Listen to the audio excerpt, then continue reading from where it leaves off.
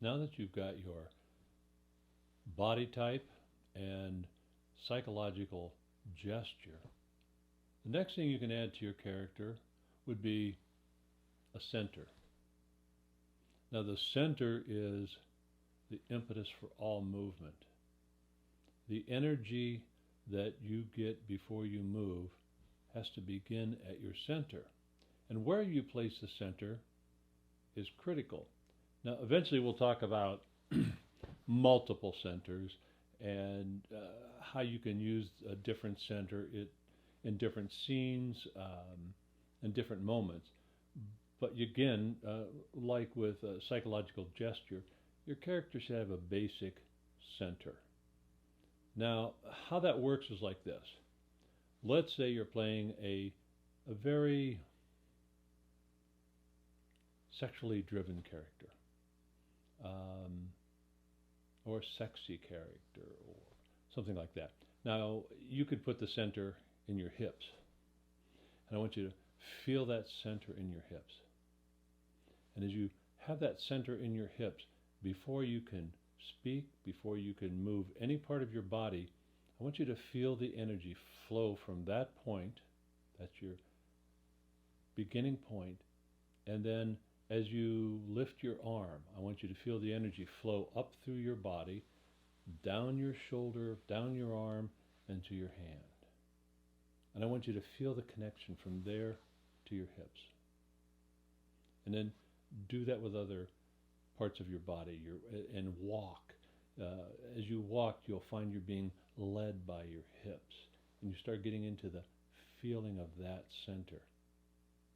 Now, you could have your center anywhere in your body. You can have a center in your heart. If you're playing a very emotional character, well, the center will be in the heart. You could play a cold-hearted person and have the center in the heart, because it's not about just love or hate or anything like that. But you've got your center in your heart.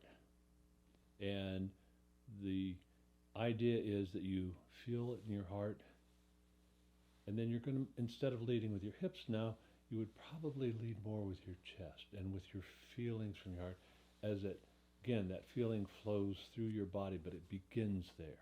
That's the impetus for all motion, for all of your energy. Now, I played a character in a film that was a little bit off. Surprise, I played a lot of those characters. And what I did was I put the center in my head, but it was a moving center. And I had to control that center. So I would try and keep the center here in the front. And as someone would be talking to me and saying things I didn't want to hear, and I would feel that center pulling me back, and my whole body would respond to that. Now, for an exercise, I really exaggerated that. It would be the second my head started to move back, it would be back like this, and it was all I could do to bring that down and control. Now, again, like with the other exercises, you do it to the biggest and most exaggerated full body way that you can. And then when you've done that and it begins to affect how you feel, affect how you walk, affect how you move, I want you to add some lines to that. So you might say, I've had a good day. And you can read a poem for all I care. You can read lines from a play. You can practice a particular character if you like. But that's not really the point. The point is add lines to it. And when you're doing that big, exaggerated exercise, and during that you start saying the lines, when you start feeling it, that's when you start saying these words. Any words at all, because you want to connect those words, those lines, to that muscle memory. Remember what we saw in the science, that muscle memory and emotional memory are tied together inextricably. So when you're doing these exercises and you're working on that muscle memory, connect it with words, with a line in a play if you're working on something, or a film if you're working on something, and that will really bring it together. So you've got a body type, and maybe it's a flying body type with the center in the shoulder. So they're a flying body type, and they're kind of up and about things, and that shoulder always seems to be what moves before they move anything else. And when you've practiced that, along with the psychological gesture for that character, then you've committed it to muscle memory. All you need to do is say the words, say some lines with that in mind, and it'll be there for you. And again, that's the beauty of Chekhov technique. Build that muscle memory. So you could have a center anywhere in your body. Your center could be in your hand.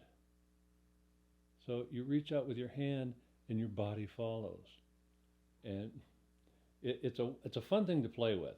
The only time I really saw George Stanov, and when I say George, that's what I'm talking about. Everybody called him Mr. Stanov, but I developed a relationship with him, and we really got along well. And I always called him George. And he didn't take that as a disrespect. He understood that he understood. So when I say George, that's what I'm talking about. But the one time I saw him perform for us was when we were doing the exercises on center. And you can have a center that floats. It doesn't have to be even a part of your body. But your body follows wherever your center is. That's where the energy begins. So he put a floating center out in front of his nose. And before he could move anything, he had to realize that the energy was coming from that center, wherever it was floating out there. And I believe that George was in his 90s when I studied with him, 80s, 90s. It's hard to tell now. I'm pretty close to that age myself. But it was amazing. If you ever saw Jackie Gleason in Gigio,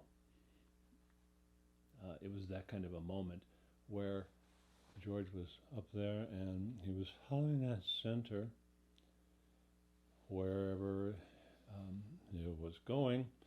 And what we saw in front of us suddenly was this total drunk.